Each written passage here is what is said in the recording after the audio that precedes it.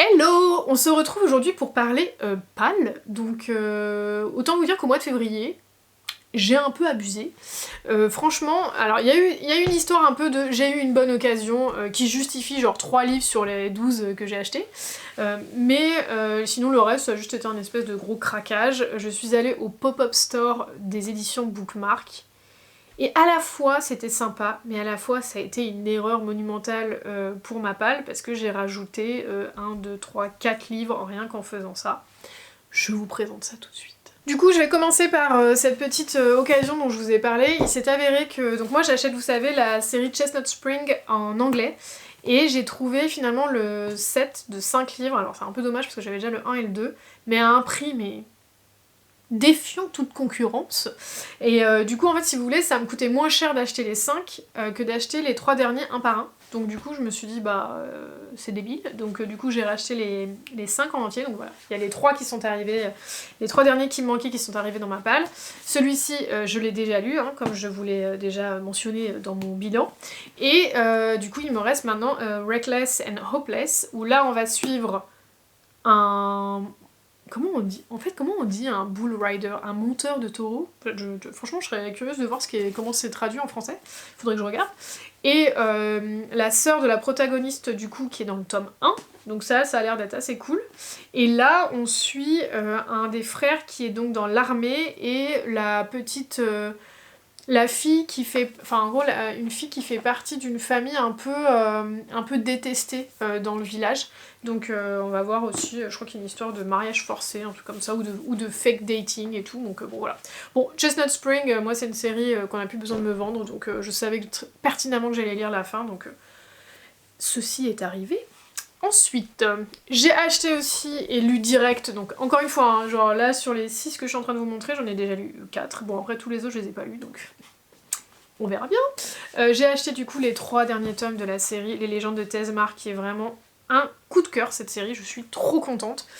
Comme je vous expliquais, du coup j'avais lu le 1 en janvier, j'avais adoré, et donc j'ai acheté les 3 suivants parce qu'au mois de février, j'avais acheté le 2, et je me suis dit allez tu lis le 2, puis tu liras le reste en mars et en avril. Au final j'ai fini le 2, j'ai acheté le 3 et je l'ai lu, et j'ai acheté le 4 et je l'ai lu.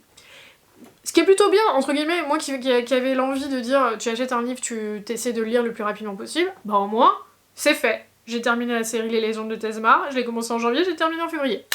Ça, c'est fait.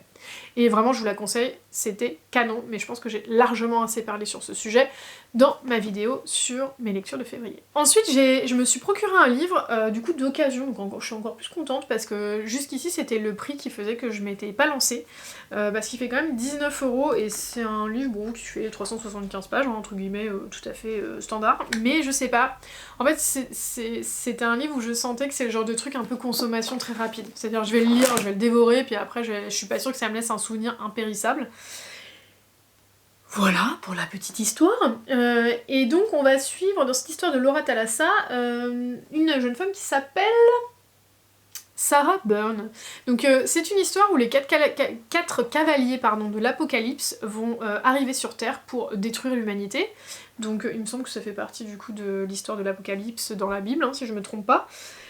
Et nos 4 cavaliers vont tomber chacun amoureux apparemment d'une humaine, si j'ai bien compris. Et donc dans ce premier tome, on va avoir Sarah qui va avoir arrivé donc Pestilence. Donc Pestilence, si je me trompe pas, c'est tout ce qui est maladie. Il y a moyen que ça soit un peu dégueu. Qui va voir arriver sur son cheval Pestilence et elle va lui tirer dessus. Le mec va tomber et elle va se dire « Haha ! Je l'ai bien eu !» Sauf qu'en fait, le mec est immortel, donc ça n'a pas du tout fonctionné, et donc lui il va être vénère comme Jaja, et va l'emprisonner, et de là va naître une romance. Alors comment la romance va naître entre t'es là pour détruire toute l'humanité, je t'ai tiré dessus, et je t'ai visiblement loupé, et tu me retiens prisonnière, je me questionne, mais il y avait une youtubeuse que je suis qui avait dit que c'était génial, que ça se lisait tout seul, que c'était le genre d'histoire qui était ultra originale, un peu à la Witch and God, et donc c'est pour ça que j'étais assez hypée, et je pense que voilà, c'est un livre que je vais me garder un peu comme d'habitude, après une grosse romantasy. Là par exemple je suis en train de lire le 3e tome des Couronnes de Nyaxia, et je pense que clairement c'est le genre de truc que je vais lire juste après pour... changer un peu d'univers, changer un peu de style, et puis ensuite pouvoir repartir encore sur une grosse roman-fantasy. Mais voilà, ça a l'air plutôt cool, donc écoutez, à suivre. En tout cas, il y a une édition collector qui est sortie chez les éditions Bookmark. Alors je sais pas si elle est commercialisée, en tout cas elle était au pop-up, qui est magnifique, où dans un livre, je crois qu'il y a 2 tomes. Par contre, elle était à 50 €, ce que j'ai trouvé extrêmement cher. Alors je ne discute pas le prix, hein, c'est très certainement justifié de par sa production, etc. et tout. Mais franchement, là pour le coup, je l'ai pris comment on appelle ça, en occasion. Je crois qu'il m'a coûté 12 € alors qu'il était à 19. Franchement, 50 balles, j'étais là. Non, en fait, je ne suis pas prêt à faire ce genre d'engagement. Alors vous allez beaucoup rire, hein, parce que compte tenu de ce que j'ai acheté dans leur pop-up, je pense que c'était pas grave que j'achète pas le livre à 50 € parce que je me suis lâchée. En plus sur des livres que j'avais mis dans ma wishlist en mode ça me ferait plaisir de les avoir, mais qui étaient pas forcément des priorités de ouf, tu vois. Et je me suis laissée mais tellement convaincre. En fait, j'ai rencontré une vendeuse là-bas qui m'a raconté plein d'histoires et tout, et je sais pas, j'étais à fond, j'étais là mais ouais mais grave, mais ça a l'air bien et tout, nanana. Et donc du coup bon, j'ai fait chauffer ma carte. Voilà, en d'autres termes. Le premier livre que j'ai pris, c'est Capturé par le roi des fées de Dana Blue, qui est donc évidemment aux éditions Lost Kingdom, puisque je l'ai pris au pop-up. Donc là, je vous dirais que de façon absolument stupide, je pensais que c'était marqué Capturé et par le roi des fées. Et non, c'est Capturé et donc du coup, on va suivre une romance homme-homme, ce qui est pas forcément quelque chose que je lis très souvent. J'en ai lu un petit peu, parce que dans les livres de Bridget Kemmerer, il y en a, et que c'était très très beau. Enfin, pour le coup, c'était très très bien écrit et j'ai adoré. Et c'est un smut qui est assez respectueux, j'ai envie de dire, des relations. C'est-à-dire qu'il y a beaucoup d'amour, il y a beaucoup de tension. Et ce qui est décrit n'est pas genre, vous savez, ça fait des pages et des pages, et là on a compris, bon, c'est bon, on passe à autre chose. Donc on verra ce que ça donne, parce que du coup je la connais pas cette autrice. Donc, et la plupart des autres livres que j'ai lus des Lost Kingdom, les scènes de smut, elles sont quand même un peu hardos. Donc je sais pas si je suis préparée à ça, on verra, mais je vous dirai comment ça s'est passé. Mais en tout cas, ça avait l'air cool. Et ça a été marqué surtout comme un coup de cœur de l'équipe. Donc du coup, c'est pour ça que je l'avais sélectionné, parce que je l'avais déjà vu passer, je m'étais dit, oh, allez, ça a l'air d'être un petit peu quelque chose qu'on a déjà vu. Et quand là, j'ai vu que c'était vraiment un coup de cœur pour l'équipe, je me suis dit, allez, on lui donne sa chance. Donc je vous lis le résumé. Enfant, Ilyes, c'est quand même marqué derrière, hein. Ilyes, j'ai lu la 4e et je sais, bon, bref. Ilyes a toujours été passionné par les contes et légendes de ses aïeuls, même si ce ne sont maintenant que de lointains souvenirs, c'est avec plaisir qu'il accepte de garder la maison de campagne de ses grands-parents. Quand, le soir de son arrivée, Ilyes découvre un cercle de champignons dans la cour arrière, chelou, il se remémore vaguement les avertissements de sa grand-mère. Pourtant, il ne peut s'empêcher d'entrer dans la danse. Alors qu'une guerre menace le Cid, le voilà devenu captif du royaume des fées et de l'un de ses souverains, le séduisant Auban. Et si les mythes devenaient réalité? Écoutez, j'ai envie de dire, on verra. Je sais pas si c'est une série. Je crois que c'est un one shot, si je dis pas de bêtises. Donc voilà, mignon, à suivre. Ensuite, sans aucune surprise, je me suis pris du coup le tome 3 des couronnes de Nyaxia, l'oiseau chanteur et le cœur de pierre. À chaque fois que je dis l'oiseau chanteur, j'ai un moment de bug, parce que ça me fait toujours penser à Hunger Games. Donc je suis toujours genre, il s'appelle bien l'oiseau chanteur? Oui, il s'appelle bien l'oiseau chanteur. Donc là, on va suivre un personnage qui était donc dans la première duologie. Je vous montre sa photo, comme ça si vous la connaissez pas, c'est pas grave. C'est un personnage que moi j'aimais beaucoup, qui m'avait beaucoup intriguée et que j'aurais aimé voir plus. Donc, je ne savais pas à l'époque qu'il y aurait carrément une duologie sur ce personnage-là. Donc j'étais hyper contente. Et à la fois un petit peu apeurée parce que, vous savez, les couronnes de Nyaxia, c'est donc ce monde-là où il y a pas mal de contrées de vampires, de royaumes de vampires et tout. C'est un monde où il y a des dieux et des déesses qui se détestent plus ou moins, parce qu'il y a une déesse qui a eu le malheur de tomber amoureuse du dieu de la mort, et donc ils ont assassiné donc, le dieu de la mort, les autres dieux, donc autant vous dire que Nyaxia est pas hyper copine avec eux, et que donc en contrepartie, elle a créé plus ou moins des espèces de serviteurs pour elle, donc les démons qui sont donc les vampires. Donc c'est quand même assez original et c'est quand même assez particulier. Et donc dans la première duologie, on suivait une jeune femme qui était une humaine, qui allait participer au Kejari, qui était donc un tournoi hyper sanguinaire avec des vampires et tout. C'était hyper bien. Et franchement, J'aurais pas mis 3 copecs sur ce bouquin parce que vraiment le côté et le vampire, et le tournoi, et la nana qui comme par hasard n'a pas de pouvoir, et gna gna gna, c'était tellement vu, revu, machin, je me suis dit oh là là. Puis je sais pas, un soir je l'ai pris, je me suis dit allez, tente, tu verras bien, et vraiment, j'ai adoré. J'ai lu le 1 et le 2 en 5 minutes, j'ai trouvé ça génial, j'ai trouvé ça ultra bien écrit. J'ai bien aimé l'univers, j'ai adoré les personnages, le personnage principal féminin était très cool, au final pas du tout l'espèce de petite naïve, petite chose comme on déteste là. Donc vraiment hyper bien, et j'avais un peu peur si vous voulez sur ce tome 3 parce que comme j'aime beaucoup ce personnage, je me suis dit mais est-ce que vraiment je vais réussir à être autant à fond que dans la première duologie? Au final c'est trop bien. Enfin j'ai commencé il y a pas longtemps, je sais plus trop où j'en suis. Je dois être à une dizaine de pourcents. Et vraiment, trop cool. Enfin, c'est vraiment super bien. Bon, le livre est toujours aussi magnifique. Hein. Là, ils ont fait du coup, dans la première, c'était une duologie sur les tons de rouge. Là, ils sont partis sur des tons de bleu. Je trouve que comment dire, la tranche est sublime.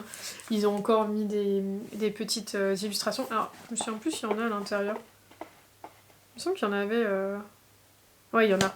Alors, il faut pas les regarder. Pourquoi? Parce que moi j'ai fait ça pour les 2 premiers tomes et je me suis spoilé des trucs énormes, donc du coup maintenant je me dis non, je regarde plus.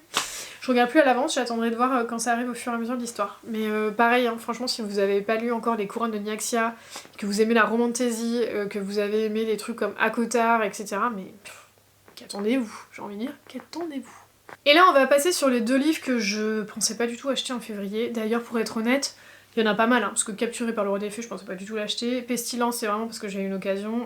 Les Chestnut Spring n'étaient pas du tout dans ma liste. Enfin, vraiment, et pareil pour les légendes de Tezmar.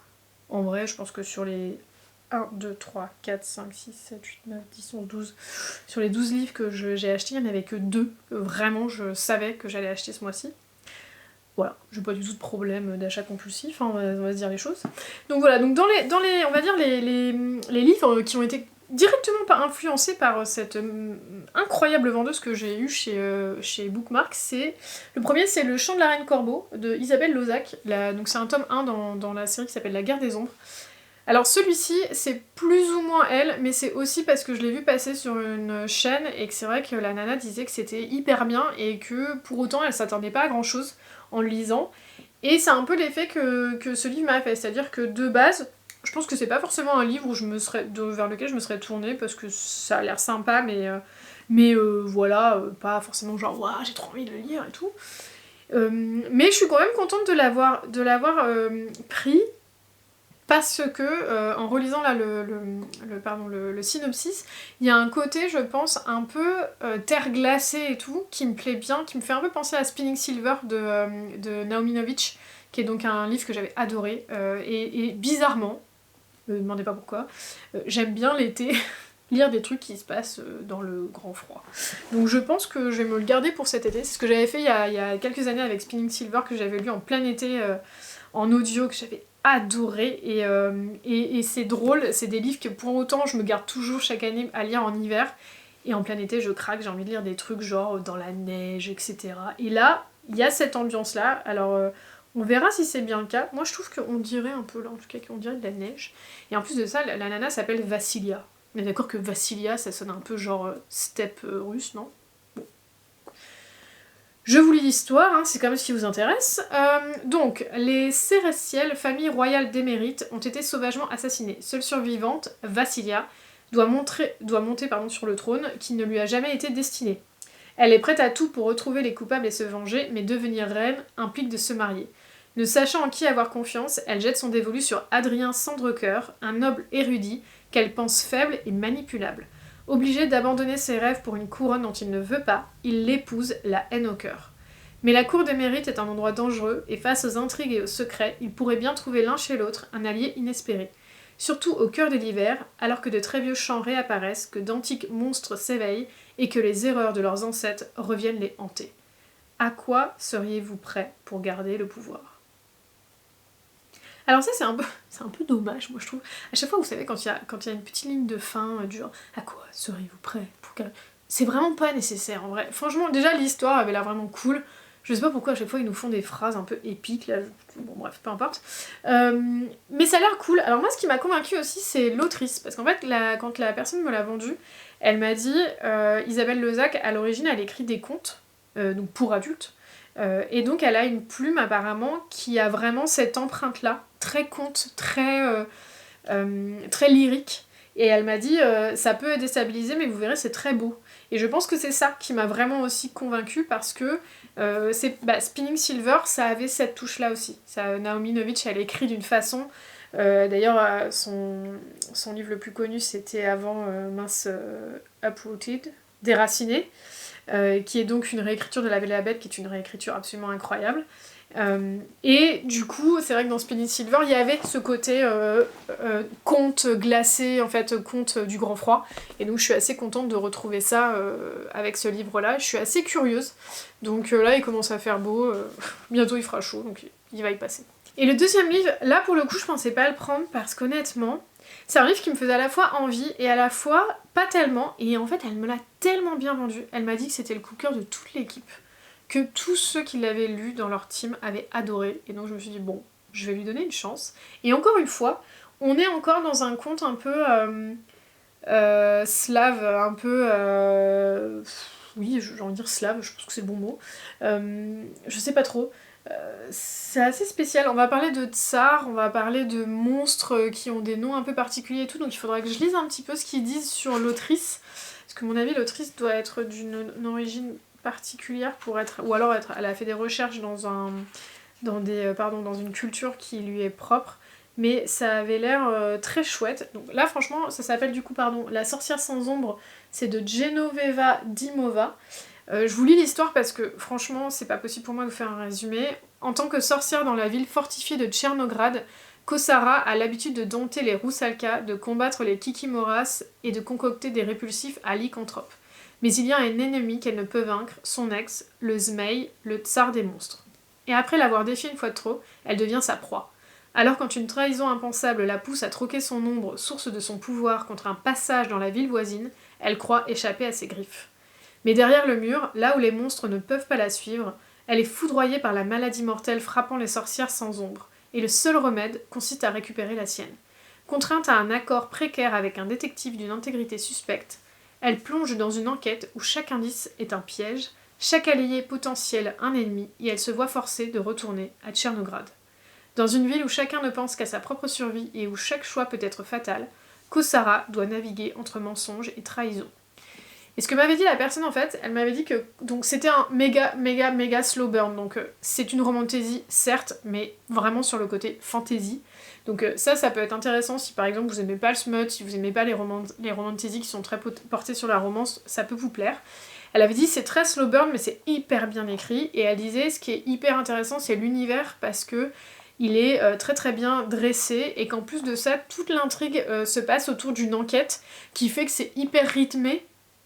Grâce à ça, parce qu'elle dit c'est quand même assez lent, mais c'est l'enquête en fait qui fait qu'on est pris dans le truc et qu'on veut savoir la vérité et qu'on veut aller au bout du livre. Et a priori c'est une duologie, donc ça c'est plutôt cool aussi parce que ça veut dire qu'on s'engage pas dans un truc qui va durer des livres et des livres et des livres. Donc écoutez, celui-ci a l'air très chouette et encore une fois il y a ce côté un peu froid, un peu la neige, etc. Et c'est des ambiances comme je vous disais que j'aime bien, donc on verra ce que ça donne. Si jamais vous avez lu celui-là ou le précédent, n'hésitez pas à me dire si ça m'intéresse du coup d'avoir vos avis. Et le dernier, qu'évidemment, celui-ci c'était prévu quand même que je me l'achète, c'est Un royaume si maudit de Stasia Stark, donc c'est le tome 2 du Royaume des mensonges. Donc là, dans le tome 1, vous savez, on est dans cette histoire que je vous ai racontée 100 fois, là, ça s'appelait Un royaume si cruel et merveilleux. Qui était une super bonne surprise du mois de décembre que j'avais dévoré et tout, donc j'ai hâte de voir ce que donne ce tome 2. Dans ce tome 2, nous suivons toujours les mêmes personnages, donc on suit une jeune femme qui s'appelle Priska, qui a donc un pouvoir qui est très particulier, qui arrête le temps.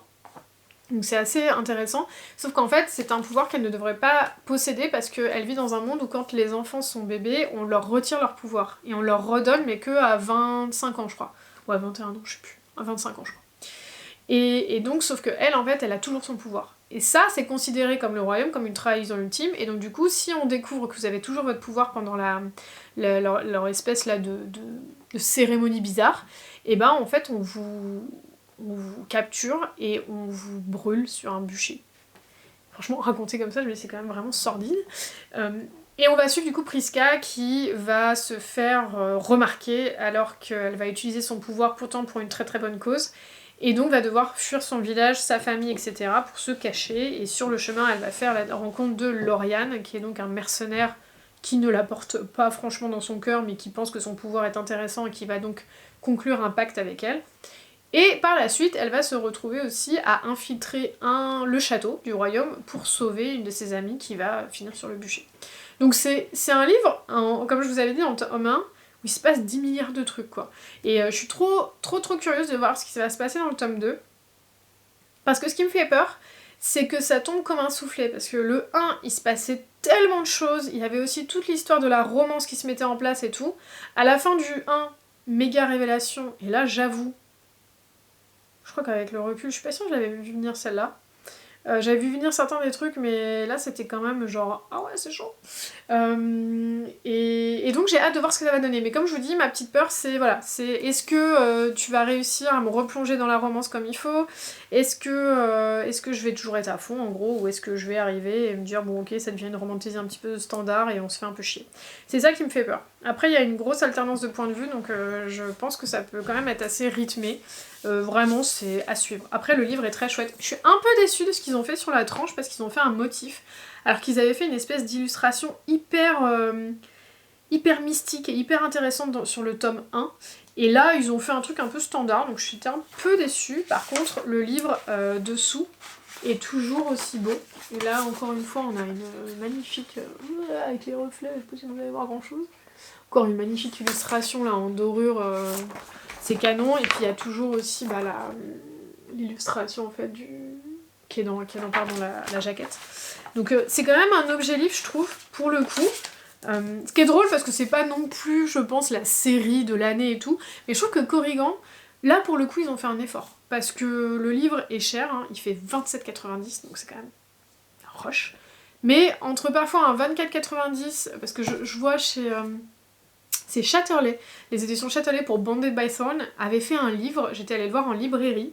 Au final, je l'ai acheté en brochet tellement, mais le truc, c'était pas useless, mais vraiment, il faisait 24,90. Il y avait absolument pas de dorure dessus, hein, ni devant ni derrière. La jaquette, c'était toute simple. Il y avait un motif, voilà, qui était joli, mais qui reprenait celui de la truc. Donc il y avait très peu de travail graphique en fait supplémentaire, hormis la couverture. Et donc, ça fait un peu mal, quoi. Quand on met 25€ dans un livre qui est un peu genre... ok, il est toc-toc, mais derrière, il se passe pas grand-chose, voilà.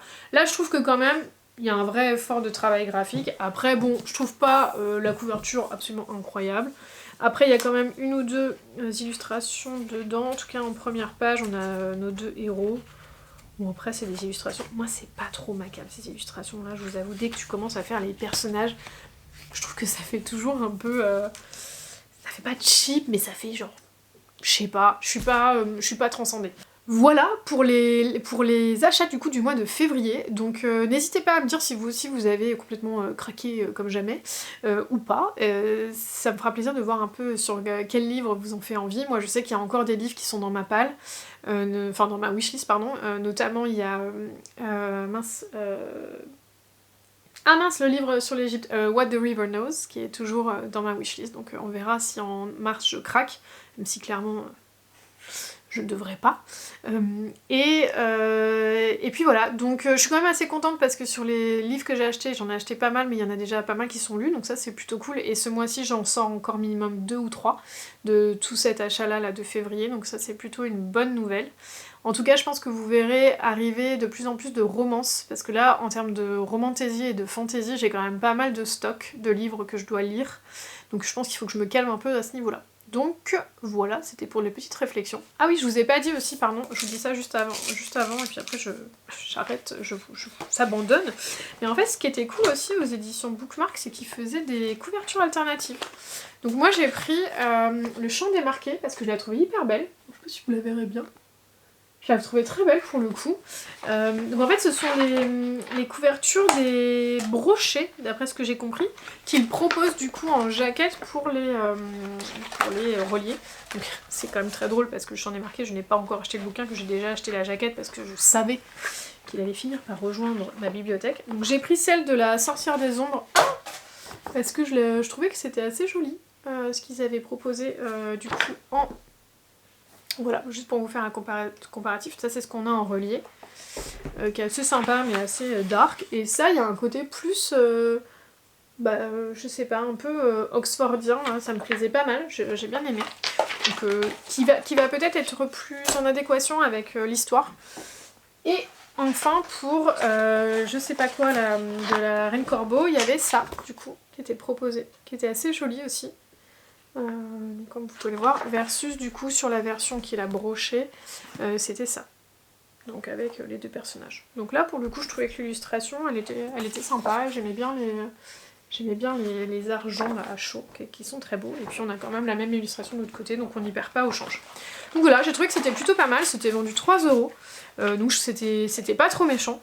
Et donc ça valait le coup, voilà, de se faire un petit plaisir et d'avoir comme ça des couvertures supplémentaires. Donc maintenant il va falloir que j'achète le Chant du Marquet, j'ai plus le choix. Écoutez, sur ces belles paroles, je vous souhaite de passer de merveilleuses lectures, je vous dis à bientôt, bye bye.